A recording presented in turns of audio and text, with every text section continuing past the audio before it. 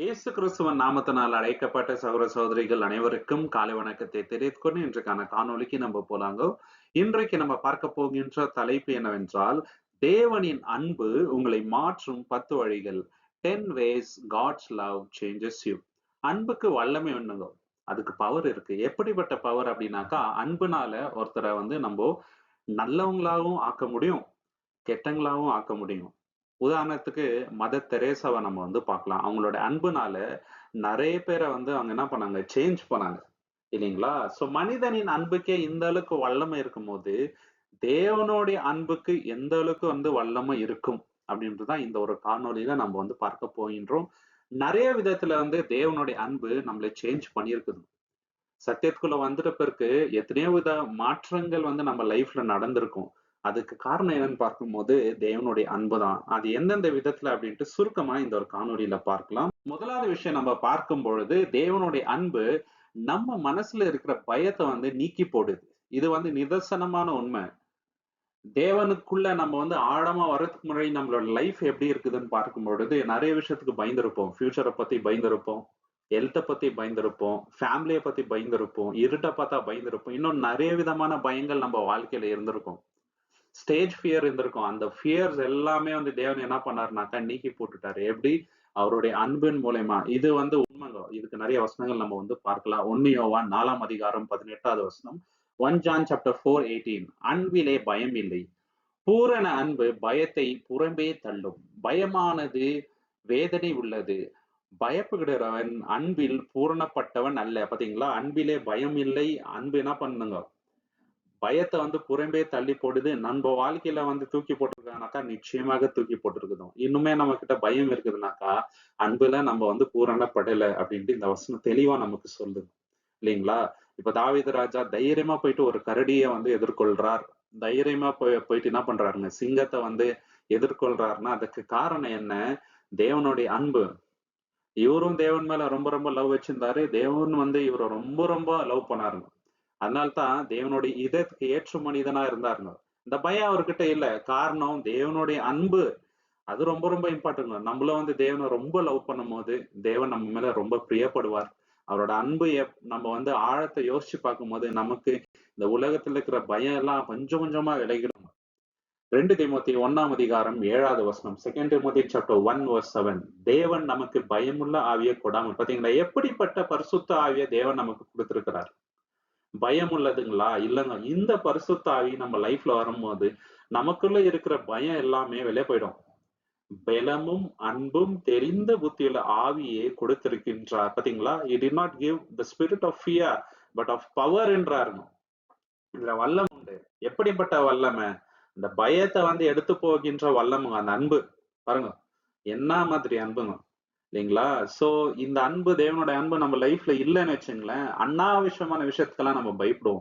நம்மள அடிச்சிடுவாங்களோ, கொன்னுடுவாங்களோ. இப்போ அப்போஸ்தலர்ஸ் எல்லாம் அவ்வளோ ஊழியம் பண்றாங்க இல்லைங்களா? அவங்களுக்கு எவ்வளவு ஆபத்துக்கள் இருந்துச்சு. ஆனாலும் ஏன் பண்ணாங்கன்னாக்கா தேவனுடைய அன்பு இருந்துச்சுங்க. அந்த அன்புனால அவங்களுக்கு அந்த பயம் பெருசாவே தெரியலங்க சகோதர சகோதரி. ரோமர் 8ஆம் அதிகாரம் 15வது வசனம். Roman chapter 8:15. அந்தபடி திரும்பவும் பயப்படுவதற்கு நீங்கள் அடிமைத்தனத்தின் ஆவியை பெறாமல் அப்பா பிதாவே என்று கூப்பிட பண்ணுகின்ற புத்திர சுவிகாரத்தின் ஆவியை பெற்றீர்கள். எப்படிப்பட்ட ஆவி? அப்பா பிதாவே. அப்பா நம்ம கூட இருந்து எதுக்கு நம்ம பயப்படணும்? அப்பா நம்மள லவ் பண்றாரு. அப்பா எப்படி நம்மள லவ் பண்றாரு நமக்கு தெரியும். பரிசுத்தாவி நமக்கு கொடுத்திருக்கிறாருங்க. சொந்த குமாரனை கொடுத்திருக்கிறாருங்க. ஆசீர்வாதங்களை கொடுத்திருக்கிறாரு. சத்தியத்தை கொடுத்திருக்கிறாரு. தினமும் நம்மளை போஷிக்கின்றாரு. நல்ல சகோதர சகோதரியை கொடுத்திருக்கிறாரு. நல்ல சபை கொடுத்திருக்கிறாரு. நம்மளை வழிநடத்தி இருக்கிறாரு. இதெல்லாம் தேவன் நமக்கு காட்டுகின்ற அன்பு. இந்த அன்பினால நமக்கு என்ன ஆகுதுங்க? அந்த பயம் லைஃப்ல இருந்து வெளியே போதுங்க இல்லைங்களா? இப்ப சில பேர் சொல்லுவாங்க இல்லைங்களா, எங்க அப்பா யாருன்னு உனக்கு தெரியுமா அப்படின்ட்டு. அவங்க அப்பா மேல நம்பிக்கை, அவங்களுக்கு அந்த நம்பிக்கை இருக்கிறதுனால யாரை பார்த்தா பயம் இல்லை அவங்களுக்கு. அப்பா பார்த்துக்குவாருன்னு. இப்ப நம்மளுக்கு பரமபிதா இருக்கிறாருங்க.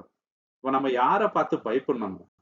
இந்த பயம் நிச்சயமா லைஃபை விட்டு வெளியே போயிடும். எப்ப தெரியுங்களா? தேவனுடைய அன்பை நம்ம உணர்ந்து பார்க்கும் போது, அதை நம்ம ருசித்து பார்க்கும் பொழுது இந்த பயம் நிச்சயமாக நம்ம லைஃப்ல இருக்காதுங்க. சரிங்களா? முதலாவது விதம் தேவனோட அன்பு பயத்தை நீக்கி போடுதுங்க. ரெண்டாவது விஷயம் என்னன்னு பாத்தீங்கன்னாக்கா, தேவனோட அன்பு என்ன பண்ணுதுன்னு பாத்தீங்கன்னாக்கா, சாத்தானோட டெம்டேஷன்ஸ் நம்ம லைஃப்ல வரும். சாத்தான் வந்து அட்டாக் பண்ணிட்டே இருப்பாங்க. ஏன்னா நம்மளுடைய போராட்டம் ரத்த மாம்சத்தோட அல்லங்க, இல்லைங்களா? சோ சாத்தானோட அட்டாக்ஸை எதிர்த்து நிக்கணும்னா இந்த தேவனுடைய அன்பு தான் நமக்கு என்னங்க உறுதுணையா இருக்கு. தேவனுடைய அன்பு தான் நம்மள இத வந்து மேற்கொள்ள பண்ணுது. இதுக்கு சங்கீதம் 59:10 நம்ம வாசிக்கலாம். சாம் 59:10. என் தேவன் தம்முடைய கிருபையினால் என்னை சந்திப்பார். தேவன் என் சத்துருக்களுக்கு வரும் நீதி சரிக்கட்டுதலை நான் காணும்படி செய்வார். பாத்தீங்களா, தேவன் எப்படி என் கூட இருக்கிறார்? கிருபையினாலே என்னை வந்து சந்திக்கிறார். The God of mercy shall prevent me. அந்த mercyன்றது நிறைய டிரான்ஸ்லேஷன்ஸ்ல the love of God shall prevent me அப்படின்ட்டு வருது. தேவனோட அந்த லவ்விங் டிவோஷன் வந்து காப்பாத்துது. தேவனோட அன்பு தான் வந்து சாத்தானோட கட்டுக்கள்ல இருந்து நமக்கு விடுதலை வருது. அவனோட அட்டாக்கை நம்ம எதிர்த்து நிக்கணும்னா தேவனோட அன்பு நமக்கு வேணும். இப்போ யோபு கூட நீங்க பாத்தீங்கன்னாக்கா அவ்வளவு சோதனை வந்துச்சு. தேவனோட அன்பு இருந்ததுனால அதை வந்து மேற்கொண்டு வந்தார். சங்கீதம் 59:17 சாம்ஸ் 59:17. என் பலனே உம்மை கீர்த்தனம் பண்ணுவேன். பாத்தீங்களா, என் பலன் யாரு? தேவன். அதனால அவரை பாடி துதிப்பேன் அப்படின்ட்டு சொல்றாருங்க. தேவன் எனக்கு உயர்ந்த அடைக்கலமும் கிருபையுள்ள என் தேவனாய் இருக்கின்றார். பாத்தீங்களா, கிருபையுள்ள தேவன்ன்றதுதான் நிறைய டிரான்ஸ்லேஷன்ஸ்ல காட் ஆஃப் லவ் அப்படின்ட்டு இருக்குது. காட் ஆஸ் லவ்விங் டிவோஷன் அப்படின்னு இருக்குது. அந்த அன்பு தான் வந்து நமக்கு பலனுங்க. அந்த அன்பு தான் வந்து நமக்கு உயர்ந்த அடைக்கலமா இருக்குதுங்க. தேவனோட அன்பு தான் நம்மளை காப்பாத்துது. தேவனோட அன்பு தான் நமக்கு உறுதுணைங்க. அவரோட அன்பு மட்டும் நம்ம மேல இல்லாம இருந்திருந்தா இன்னைக்கு யாருமே வந்து உயிரோடு இருக்க முடியாதுங்க. எந்த ஒரு டெம்டேஷனையும் நம்மளால தாங்க முடியாது. இயேசு கிறிஸ்து கூட அவ்வளவு டெம்டேஷன்ஸை வந்து எதிர்த்து நிக்கிறாரா. தேவனோட அன்பு, இல்லைங்களா? நமக்கும் தேவனோட அன்பு இன்னைக்கு இருக்குதுங்க சகோதர சகோதரி. ஏசாயா 12:2. Isaiah chapter 12:2. இதோ தேவனே என் ரட்சிப்பு, நான் பயப்படாமல் நம்பி இருப்பேன். கர்த்தராகிய யெகோவா என் பெலனும் என் கீதமுமானவர், அவரே எனக்கு ரட்சிப்புமானவர். பாத்தீங்களா, காட் இஸ் மை சால்வேஷன் அப்படின்றாரு. பாத்தீங்களா, அவருதான் ரட்சிப்பு. I will trust and not be afraid. நான் எதுக்கும் பயப்பட மாட்டேன். நான் அவர் மேல நம்பிக்கையா இருக்கிறேன். அவரோட அன்பு மேல எனக்கு நம்பிக்கை இருக்குது அப்படின்ட்டு தீர்க்கதரிசி எழுதுறாரு. யெகோவா தேவன் தான் என்னோட பெலன் அப்படின்றாரு. அவரை எப்போதுமே நான் வந்து என்ன பண்ணுவேன்?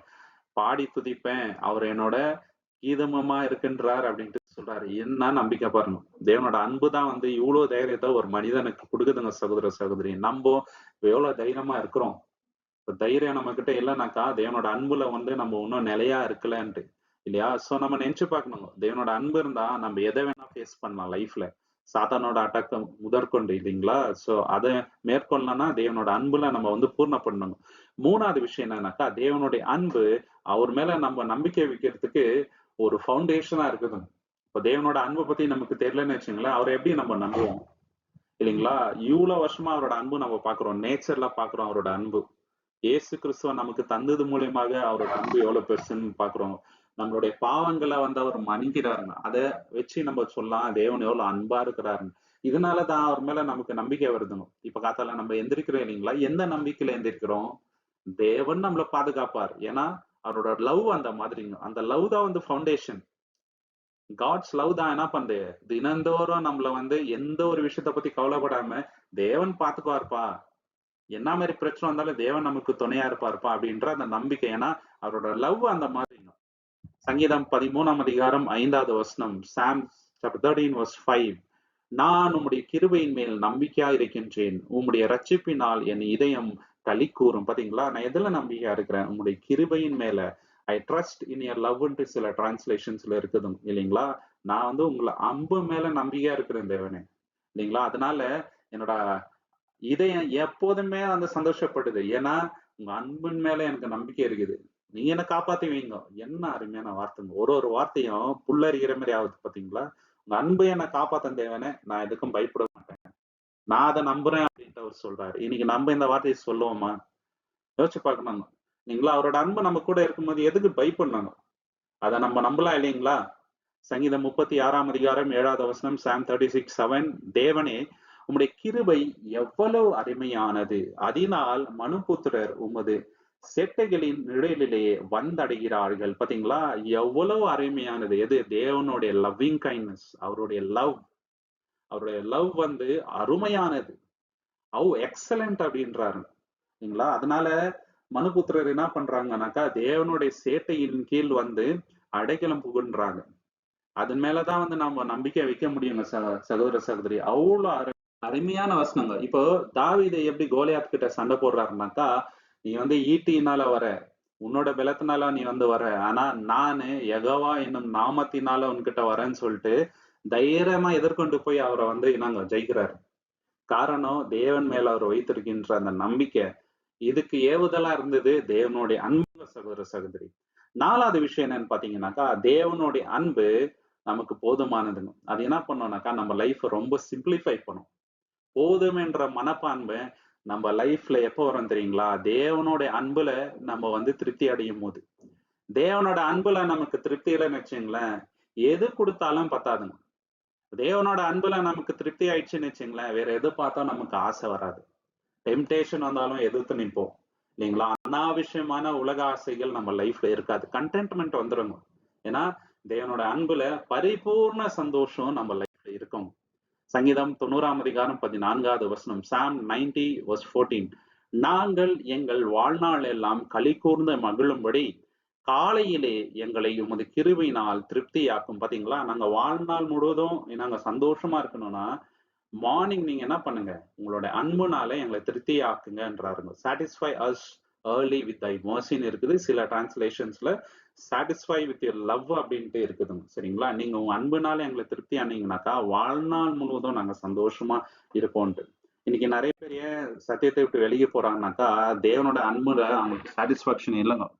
வேற ஏதோ விஷயத்துல வந்து சாட்டிஸ்பாக்சன் எடுக்கணும்னு பாக்குறாங்க. அதெல்லாம் பிளஷர்ஸ். கொஞ்ச காலங்க அந்த பிளஷர். பரிபூர்ணம் இருக்காது, இட்டர்னல் இருக்காது. ஆனா தேவனுடைய அன்பு இட்டர்னல், நித்திய நித்தியமா இருக்குங்க. அதுக்குள்ளதான் நமக்கு வந்து சந்தோஷம். வேற எங்குமே அந்த சந்தோஷம் கிடையவே கிடையாது. அந்த திருப்தி கிடையவே கிடையாது. கண்டென்ட்மெண்ட். தேவனுடைய ஊழியக்காரங்க எல்லாருமே போதும் என்ற மனப்பான்மை இருந்தது. அப்போஸ்தலனாகிய பவுல் எடுத்துக்கலாம். இயேசு கிறிஸ்துவே போதுமான மனப்பான்மை ரொம்ப இருந்துச்சு அவருக்கு. எந்த ஒரு ஆசையுமே இல்லை இல்லைங்களா? பேதுருவ உதாரணம் எடுத்துக்கலாம், எல்லா ஊழியக்காரங்களை எடுத்துக்கலாம். போதும் என்ற மனப்பான்மை ஏன் அவங்க கிட்ட அதிகமா இருந்துச்சு அப்படின்னாக்கா, தேவனுடைய அன்புல ஃபுல்லி சாட்டிஸ்ஃபைடு. இல்ல எந்த டவுட்டுமே அவங்களுக்குள்ள இல்ல. வேற எந்த ஒரு விஷயத்த பத்தியும் அவங்க வந்து ஆசைப்படலுங்க லைஃப்ல இல்லைங்களா? புலம்பல் 3 அதிகாரம் 22-23, லேமெண்டேஷன் சாப்டர் 3 22 and 23. நாம் நிர்மூலமாக இருக்கிறது கர்த்தருடைய கிருபையே, அவருடைய இரக்கங்களுக்கு முடிவு இல்லை. பாத்தீங்களா? நம்ம வந்து எதனால வந்து அழியாம இருக்கிறோம்? தேவனுடைய கிருபை. சில டிரான்ஸ்லேஷன்ஸ்ல தேவனுடைய லவ்விங் டிவோஷன் அப்படின்ட்டு, தேவனுடைய லவ் அப்படின்ட்டு இருக்குதுங்க. அதனாலதான் இன்னைக்கு வரைக்கும் நம்ம அழியாம இருக்கிறோங்க. சரிங்களா? அவைகள் காலைதோறும் புதியவைகள், உமது உண்மை பெரிதா இருக்கின்றது. பாத்தீங்களா? ஒவ்வொரு நாளும் அது புதுசா இருக்குதுனாக்கா தினந்தோறும் அவரோட அன்புனால நம்மள வந்து என்ன பண்றாருங்க, சாட்டிஸ்ஃபை பண்றாருங்க. இல்லைங்களா? அவரோட அன்புனால தான் தினந்தோறும் நம்மளை போஷிக்கின்றார், பாத்தம் மன்னிக்கின்றார், நம்ம ஜெபங்களை கேட்கிறார். எல்லாமே என்ன பவுண்டேஷனே தேவனுடைய அன்பு. அதனாலதான் தேவன் அன்பாவே இருக்கிறாருன்னு நம்ம சொல்றோம். சும்மாவா சொல்றோங்க? தேவனுடைய கேரக்டர்ஸ் எல்லாம் இருக்கலாங்க. பெரிய பெரிய கேரக்டர்ஸ் அவர்கிட்ட இருக்கலாம், ஆட்ரிபியூட்ஸ். ஆனா மெயின் கேரக்டர் என்ன? தேவன் அன்பா இருக்கிறாருன்னும் போதுதான் நம்ம மனசுல அவ்வளவு சந்தோஷம் வருது. அது உண்மைங்க. அந்த அன்பு தான் என்னங்க இன்னைக்கு வரைக்கும் நம்மளை காப்பாத்துதுங்க சகோதர சகோதரி. ஏசாயா 58 அதிகாரம் 11வது வசனம், ஐசையா சாப்டர் 58:11. கர்த்தர் நித்தமும் உன்னை நடத்தி மகா வறட்சியான காலங்களில் உன் ஆத்மாவை திருப்தியாக்கி. பாத்தீங்களா? மகா வறட்சியான காலங்கள்ல கூட தேவன் என்ன பண்றாருங்க, ஆத்மாவை திருப்தியாக்குறாரு இல்லையா? இதுதான் நம்மளுடைய தேவன். அப்படியே கோவிட் டைமுக்கு நம்ம போலாங்க. அந்த சமயத்துல நிறைய பேருக்கு வேலை இல்லை, நிறைய பேர் இறந்து போனாங்க, எவ்வளவு ப்ராப்ளம்ஸ் வந்துச்சுங்க. ஆனா தேவன் நம்மள வந்து எந்த குறையும் இல்லாம இன்னைக்கு வரைக்கும் காப்பாத்துறாரு இல்லைங்களா? இன்னைக்கு வரைக்கும் போஷிக்கிறாரு. காரணம் அவருடைய அன்புங்க.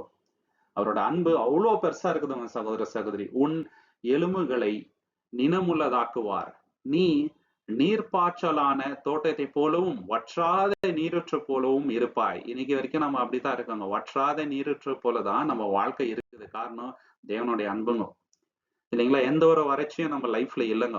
நம்ம தவறான வழியில போனா கூட தேவன் அவர் போஷித்து தான் இருக்கிறாரு. சத்தியத்தை கொடுத்துட்டு தான் இருக்கிறாரு. நம்மள விட்டு கொடுக்கல, நம்மள கைவிடல, நம்ம ஜெபத்தை கேட்கிறாரு. காரணம் அவருடைய அன்பு. என்னோட மகன், எங்களுடைய பிள்ளை, நான் எப்படி இவங்களை வந்து விடுறது? இதுதான் தேவனுடைய வைராகியம். தேவன் நம்மளை விட்டு கொடுக்கறதே இல்லைங்க. இந்த அன்பு எப்போதுமே இருக்குதுங்க.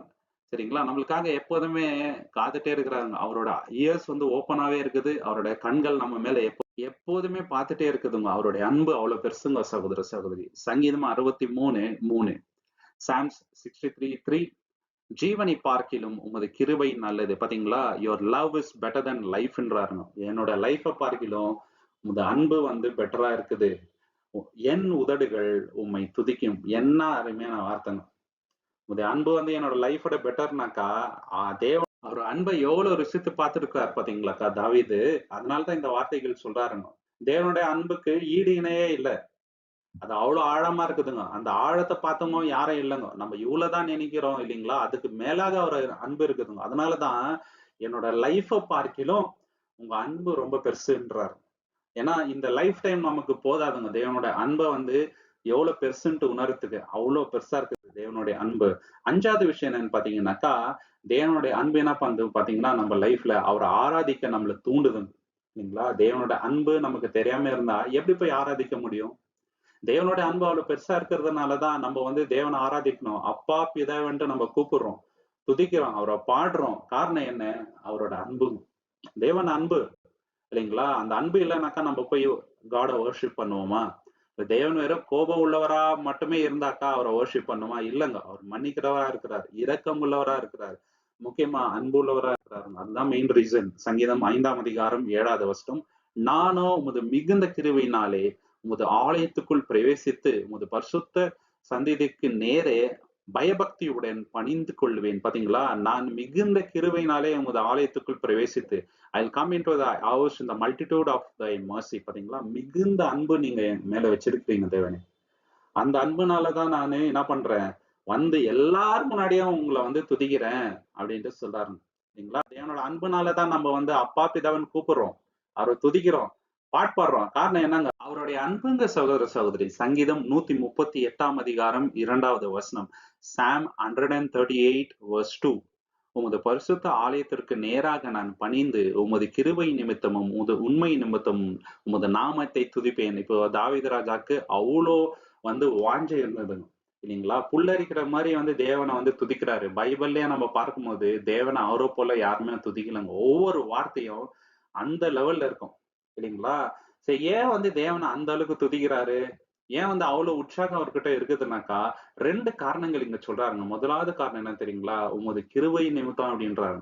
Because of your loving kindness. தேவனுடைய அன்பு நிமித்தம் தான் அவர் இந்த அளவுக்கு தேவனை வந்து என்ன பண்றாரு, எல்லாரும் முன்னாடியும் துதிக்கிறாரு. தேவனுடைய அன்பை ருசித்து பாக்குறாரு இல்லைங்களா?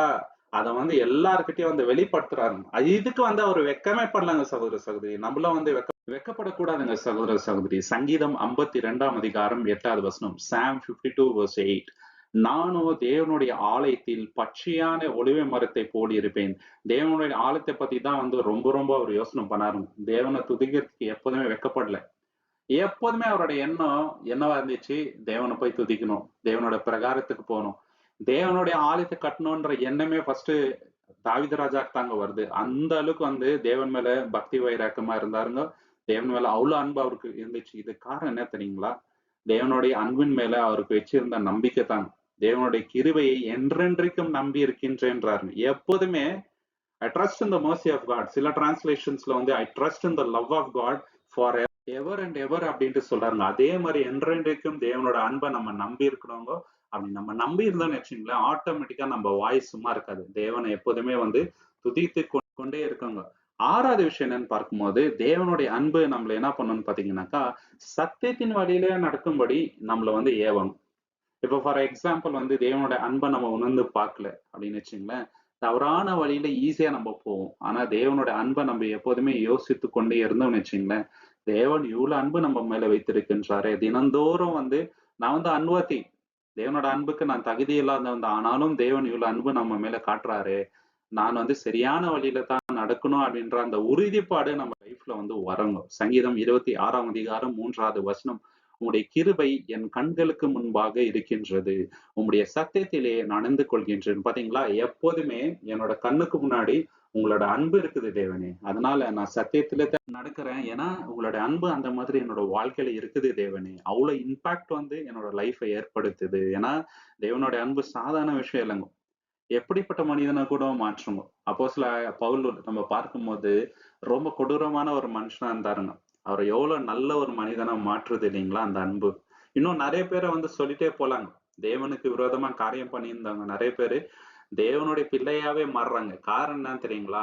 அவருடைய அன்பு தாங்க காரணம். வேற ஒண்ணும் இல்லைங்க. இப்ப இயேசு கிறிஸ்து வந்து சிலுவையில இருக்கிறாரு இல்லைங்களா? அவரை அடிச்சவங்களுக்காகவே வந்து அவர் ஜெபம் பண்றாரு. இதுதான் தேவனுடைய அன்பு இல்லைங்களா? இந்த அன்பு தான் வந்து நிறைய பேரோட லைஃப வந்து டிரான்ஸ்ஃபார்ம் பண்ணிச்சுங்க சகோதர சகோதரி. சங்கீதம் 40ஆம் அதிகாரம் 10வது வசனம். சங்கீதம் 40ஆம் அதிகாரம் 10வது வசனம். உம்முடைய நீதியை நான் என் இதயத்துக்குள் மறைத்து வைக்கவில்லை. உமது சத்தியத்தையும் உமது ரட்சிப்பையும் சொல்லி இருக்கின்றேன். உமது கிருபையையும் உமது உண்மையையும் மகா சபைக்கு அறிவிக்கும்படி நான் ஒளித்து வைக்கவில்லை. பாத்தீங்களா? உங்க அன்பை வந்து நான் மனசுல வைக்கல. சபைக்கு நான் ஒழிச்சு வைக்கவே இல்லை. எப்போதுமே உங்க அன்பை பத்தி நான் என்ன பண்ணியிருக்கிறேன், எல்லாரும் முன்னாடியே சொல்லி இருக்கிறேன் அப்படின்னு சொல்றாரு. ஏன்னா அந்த அன்பு நம்மள வந்து சும்மா இருக்க விடாது இல்லைங்களா? அந்த சத்தியத்தை 4 பேருக்கு எடுத்து சொல்லணும். தேவனோட அன்பை பத்தி நம்ம என்ன பண்ணோங்க, எல்லார்கிட்டயும் போய் ஷேர் பண்ணணுன்ற எண்ணம் தான் நமக்கு வரோங்க. ஏன்னா அது ஒரு குட் நியூஸ் இல்லைங்களா? குட் நியூஸே தேவனோட அன்பை பத்தி மத்தவங்களுக்கு நம்ம சொல்றது தாங்க இல்லைங்களா? இயேசு கிறிஸ்து இந்த உலகத்துக்கு அன்பி உலகத்தையே வந்து அவர் ரட்சித்திருக்கின்றார். காரணம் தேவனுடைய அன்பு தாங்க. மகா அன்புங்க. அது சாதாரண அன்பு இல்லைங்க சகோதர சகோதரி. அது 7வது விஷயம் என்னன்னு பார்க்கும்போது, தேவனுடைய அன்பு நம்ம வாழ்க்கையில ஒரு கான்ஃபிடன்ஸ் தருதுங்க. ஒரு நம்பிக்கையை தருது. எந்த நம்பிக்கை? நம்ம போய் தைரியமா இன்னைக்கு ஜெபம் பண்ணலாங்க. இயேசு கிறிஸ்துவின் நாமத்தின் மூலியமாக ஜெபம் பண்ணும்போது, தேவன் நம்மளுடைய ஜெபங்களை கேட்கின்றார். அதுக்கு பதில் தரார் என்ற அந்த ஒரு நம்பிக்கை இருக்குது. காரணம் என்ன தெரியுங்களா? தேவனுடைய அன்பு தாங்க. தேவன் இந்த உலகத்தை எவ்வளவா அன்பு கூர்ந்தார் அப்படின்றத எப்படி உணரலாம்? இயேசு கிறிஸ்துவ இந்த உலகத்துக்காக தேவன் கொடுத்தாருங்க. அதனால நம்ம உணரலாங்க. இல்லைங்களா? இன்னைக்கு தைரியமா நம்ம போய் ஜெபம் பண்றோம். எதனால ஜெபம் பண்றோம்? இயேசு கிறிஸ்துவின் நாமத்தினால நம்ம ஜெபம் செய்தால் தேவன் நம்மளுடைய ஜெபத்தை கேட்பார். ஏன்னா அவர் அன்பா இருக்கிறாரு. அவருடைய அன்பு அவ்வளவு பெருசு. அவர் இரக்கம் காட்டுற தேவன். அவர் நம்ம ஜெபத்தை வந்து அப்படியே விடுறது இல்ல. நினிவே பட்டணத்தார நம்ம நினைவு கூறலாங்க. தேவன் அழிக்கிறேன்னு தான் சொன்னாரு. ஆனா மனம் திரும்பின இம்மிடியட்டா அவங்கள வந்து மன்னிக்கிறாருங்க. ஏன்னா அந்த அளவுக்கு இரக்கம் தேவனுக்கு இருக்குதுங்க. அந்த அளவுக்கு லவ். ஏன்னா நம்ம எல்லோருமே தேவனுடைய பிள்ளைகள் சகோதர சகோதரி. சங்கீதம் 69ஆம் அதிகாரம் 13வது வசனம். சாம் 69 verse 13. ஆனாலும் கர்த்தாவே, அனுக்கிரக காலத்திலே உம்மை நோக்கி விண்ணப்பம் செய்கின்றேன். தேவனே, உமது மிகுந்த கிருபையினாலும் உமது ரட்சிப்பின் சத்தியத்தினாலும் எனக்கு செவி கொடுத்தருளும். பாத்தீங்களா? ஓ God, in the multitude of thy mercy hear me. உங்களுக்கு அந்த அளவுக்கு லவ் இருக்குதுங்க தேவனே. அதனால என் ஜெபத்தை கேளுங்க. நிச்சயமாக கேட்கிறாருங்க தேவனு. விடுதலைங்க. நிச்சயமா கேட்கிறாரு. அவர் கேட்கிறாருன்னா அதுக்கு காரணம் என்ன தெரியுங்களா? அவர் நம்ம மேல வச்சிருக்கிற அன்புதான். என்னோட மகன், என்னோட மகள், நான் எப்படி சும்மா இருக்கிறது அப்படின்ற அந்த எண்ணம் தேவன் கிட்ட இருக்குதுங்க. அதனால நம்ம ஜெபத்தை கேட்டுட்டு பதில் தராருங்க சகோதர சகோதரி. சங்கீதம் 86ஆம் அதிகாரம் 5வது வசனம். சாம் 86 verse 5. ஆண்டவரே, நீர் நல்லவரும் மன்னிக்கிறவரும். தேவன் எப்படிப்பட்டவர்? நல்லவர், மன்னிக்கிறவர். ஒருவேளை வந்து அவர் மன்னிப்பு தராத தேவனா இருந்தா நம்ம போய் ஜெபிப்போமா? நிச்சயமாக இல்ல. அவர் நல்லவரா இருக்கிறதுனாலதான் போய் ஜெபிக்கிறோங்க இல்லைங்களா? உம்மை நோக்கி கூப்பிடுகின்ற யாவரை மேலும் கிருபை மிகுந்தவருமாய் இருக்கின்றீர். அவர்கிட்ட போய் ஜெபம் பண்றவங்க எல்லாருக்குமே தேவன் எப்படிப்பட்டவருங்க? கிருபை மிகுதியா இருக்குது அவர்கிட்ட. பிளென்டி இன் மர்சி. இது சில டிரான்ஸ்லேஷன்ல பிளென்டி இன் லவ் அப்படின்ட்டு.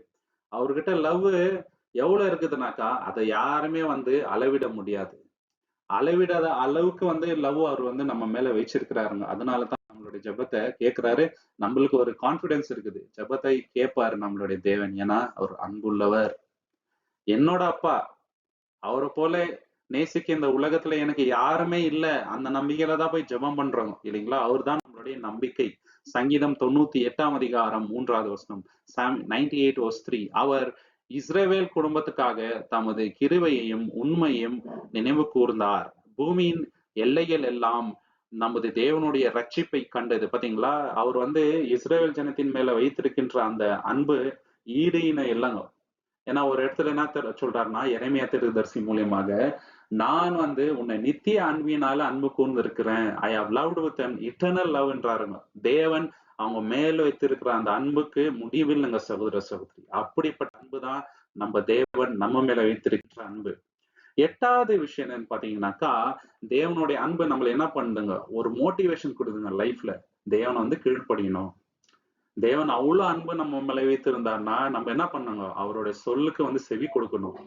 அவர் என்னென்ன சொல்றாரோ அதை வந்து செய்யணுன்ற எண்ணம் நமக்கு வருதுங்க. ஏன்னா பைபிள் ஃபுல்லாவே நம்ம பாக்குறோம் தேவனுடைய அன்பு எப்படி, அவர் நம்மளை எப்படி ரட்சித்தார் அப்படின்னும் போது அவருடைய வார்த்தையை கீழ்ப்படியணும் அப்படின்ற மோட்டிவேஷன் வருதுங்க. அவரோட அன்பு நம்மளுக்கு தெரியாத போச்சுன்னா அந்த எண்ணம் நமக்கு வராதுங்க சகோதர சகோதரி. சங்கீதம் 106 7வது வசனம், Psalm 106:7, எங்கள் பிதாக்கள் எகிப்திலே உம்முடைய அதிசயங்களை உணராமலும் உம்முடைய கிருபைகளின் திரட்சியை நினையாமலும் போய். பாத்தீங்களா, they remember not the multitude of thy mercies. உங்களுடைய அன்பின் ஆழத்தை அங்க வந்து மறந்துட்டாங்க, நினைவு கூறல. ஒருவேளை நினைவு கூர்ந்து இருந்தால் நிச்சயமாக கீழ்பட்டிருப்பாங்க. நம்ம லைஃப்ல கூட அவ்வளவுதாங்க. தேவனுடைய அன்பை வந்து நம்ம நினைவு கூறாமல் போயிட்டோம்னு வச்சுங்களேன், நம்ம வந்து அவரை கீழ்ப்படைய முடியாது. இதுக்கு இஸ்ரேல் ஜனம் ஒரு உதாரணமா இருக்கிறாரு.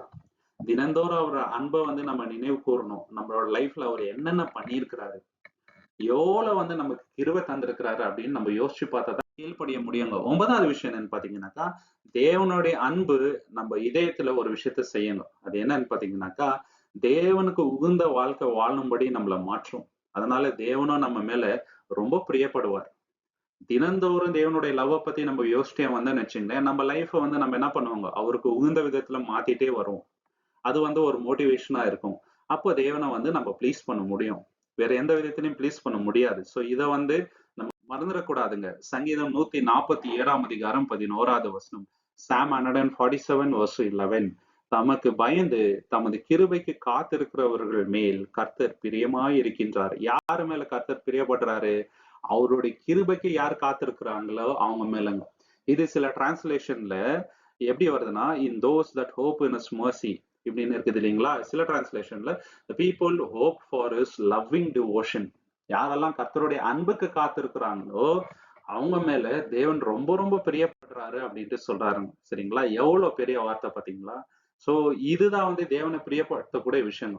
சங்கீதம் 33:18-19, Psalm 33:18-19, தமக்கு பயந்து தமது கிருபைக்கு காத்திருக்கிறவர்களின் ஆத்துமாக்களை மரணத்துக்கு விலக்கி விடுவிக்கவும் பஞ்சத்தில் அவர்களை உயிரோடு காக்கவும் கர்த்தருடைய கண்கள் அவர்கள் மேல் நோக்கமாய் இருக்கிறது. கர்த்தருடைய கண் யார் மேல நோக்கமா இருக்குது? அவருடைய கிருபைக்கு யார் காத்திருக்கிறாங்களோ, அவருடைய லவ்விங் டிவோஷனுக்கு, அவருடைய மர்சிக்கு யார் காத்திருக்கிறாங்களோ அவங்க மேலதான் தேவனுடைய கண் இருக்குதுங்க. சோ நம்ம தேவனுடைய அன்பை ருசித்து பார்க்கும்பொழுது, தேவனுடைய அன்பை வந்து நம்ம தினந்தோறும் நினைவு கூறும் போது, சரிங்களா, அவரை நம்பி இருக்கும் போது தேவனுடைய கண்கள் நம்ம மேலே இருக்குங்க. தேவன் நம்ம மேல பிரியப்படுவார். நம்ம யாரையோ ப்ளீஸ் பண்ணணும்னு நினைக்கிறோம் இந்த உலகத்துல இல்லைங்களா. ஏன்னா அவங்க கிட்ட இருந்து நமக்கு சில காரியங்கள் நடக்கணும் அப்படின்றதுக்காக. ஆனா ஃபர்ஸ்ட் நம்ம ப்ளீஸ் பண்ண வேண்டியது யாருங்க? தேவன். தேவனை ப்ளீஸ் பண்ணோம்னாக்கா அவரோட அன்பு மேல நமக்கு பரிபூர்ண நம்பிக்கை இருக்கிறவங்க சகோதர சகோதரி. 10வது விஷயம் என்னன்னு பாத்தீங்கன்னாக்கா, தேவனுடைய அன்பு எப்படிப்பட்ட மனிதனா நம்மள மாத்துதுன்னு பாத்தீங்கன்னாக்கா, அன்புள்ள ஒரு மனிதனா மாத்தணும். இப்ப மத்தவங்களை நம்ம லவ் பண்றோம், இந்த அன்பு எங்கத்துல இருந்து வருது? தேவன் கிட்ட இருந்து வருதுங்க. the true meaning of love யார்கிட்ட கத்துக்கிறோம்? தேவன் கிட்டங்க. அதுதான் வந்து அகாப்பே லவ்.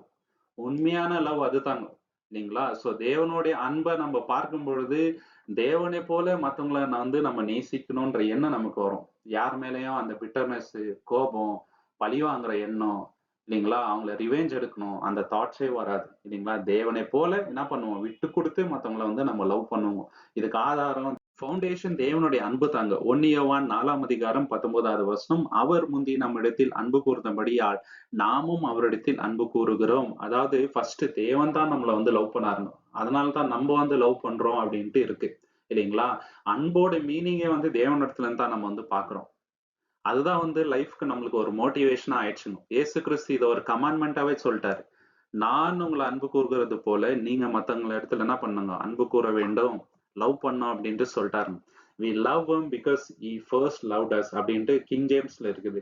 இது சில டிரான்ஸ்லேஷன்ஸ்ல நம்ம பார்க்கும்போது ரிவைஸ்ட் வெர்ஷன்ஸ்ல, ஃபார் எக்ஸாம்பிள் நியூ லிவிங் டிரான்ஸ்லேஷன்ல we love each other because he loved us first. அதாவது மத்தவங்களை நம்ம ஏன் லவ் பண்றோம்? தேவன் நம்மள லவ் பண்ணாரு. தேவன் மூலியமா அந்த அன்புனால நம்ம மத்தவங்க எல்லாரையும் லவ் பண்றோம் அப்படின்ட்டு சொல்றாங்க. அது உண்மைதாங்க இல்லைங்களா. தேவன் மூலியமா அந்த அன்பு நம்ம கிட்ட வரலன்னு வச்சுங்களேன், உண்மையான அன்பை நம்ம புரிஞ்சுக்காம போயிருந்தா நம்ம எல்லாரையும் தாராளமா இப்படி லவ் பண்ண மாட்டோம். அந்த லவ்ன்ற எண்ணமே நம்மளுக்கு வந்து வராது. சோ இதுதான் வந்து முக்கியமான விஷயம். நம்மள வந்து அன்புள்ள ஒரு மனிதனா எது மாத்துது? தேவனுடைய 1 யோவான் 3:16 1 John 3:16, அவர் தம்முடைய ஜீவனை நமக்காக கொடுத்ததினாலே அன்பு இன்னதென்று அறிந்திருக்கின்றோம். லவ்வோட மீனிங்கை நம்ம எப்போ கத்துக்கணும் அப்படின்னு பாத்தீங்கன்னா, இயேசு கிறிஸ்து நமக்காக அவருடைய ஜீவனை கொடுத்தாருங்க. ஒரு லவ்வுக்காக ஒருத்தர் இந்த அளவுக்கு போவாங்களா? உயிரை கொடுப்பாங்களா? இத்தனைக்கும் அன்வர்த்தி பீப்புளுக்காக உயிரை கொடுப்பாங்களா? இதுதான் மெய்யான அன்பான்ட்டு நம்ம உணர்ந்தோங்க. ஒருவேளை இயேசு இந்த மாதிரி ஒரு காரியத்தை செய்யாம இருந்திருந்தா, நம்மளுக்கு வந்து அன்பு என்னதுன்றது புரியாமலே இருந்திருக்கோங்க. மத்த மதத்தார் கூட இயேசு ஏன் வந்து அவ்வளவு பிடிக்குது, அவ்வளவு லவ் பண்றாங்கன்னாக்கா காரணம் இதுதான் இல்லைங்களா? சோ இதுதான் மெய்யான அன்பு, இதுதான் ஸ்டாண்டர்டு. ஒரு சகோதரனுக்காக ஜீவனை கொடுக்க கூட நம்ம வந்து ரெடியா இருக்கணும் அப்படின்ட்டு நம்ம உணர்ந்தோங்க. பாத்தீங்களா? அந்த காடோட லவ் தான் என்ன பண்ணுதுங்க, நம்மள வந்து ஒரு லவ்வபிள் பர்சனா மாத்துது இல்லைங்களா? ஒரு அன்புள்ள ஒரு மனிதனாக மாற்றுதுங்க. இல்லைன்னா இல்லைன்னா மெய்யான அன்புனா என்ன அப்படின்றது தெரியாமலே போயிருக்கோங்க சகோதர சகோதரி. சோ இன்னைக்கு தேவனுடைய அன்பு வந்து நம்மள இந்த அளவுக்கு மாத்துதுங்க. ஒருவேளை நம்ம வந்து இந்த அளவுக்கு சேஞ்ச் ஆகலைன்னா தேவனோட அன்புல நம்ம இன்னுமே பூர்ணப்படல அப்படின்ட்டு அர்த்தம் ஆயிடும் இல்லைங்களா? தேவன் விரும்புகின்ற ஒரு அன்பான மனிதனா நம்ம இருக்கணும். அதற்காக தேவனிடத்துல நம்ம வந்து ஜெபம் செய்யலாம். தேவன் தாமே இந்த வசனங்களை ஆசீர்வதிப்பாராக. உங்களுக்கு இந்த காணொளி பிடிச்சிருந்தா லைக் பண்ணுங்க, ஷேர் பண்ணுங்க, சப்ஸ்கிரைப் பண்ணுங்க. நீங்கள் கொடுக்கின்ற எல்லா ஆதரவுக்கும் நன்றி. தேவனோட நாமத்துக்கு என்றென்றைக்குமே மகிமை உண்டாவதாக. தேவனுடைய சித்தம் தான் கூடி சீக்கிரம் இன்னொரு காணொளியில நம்ம எல்லோருமே சந்திக்கலாம். Thank you so much. அமேன்.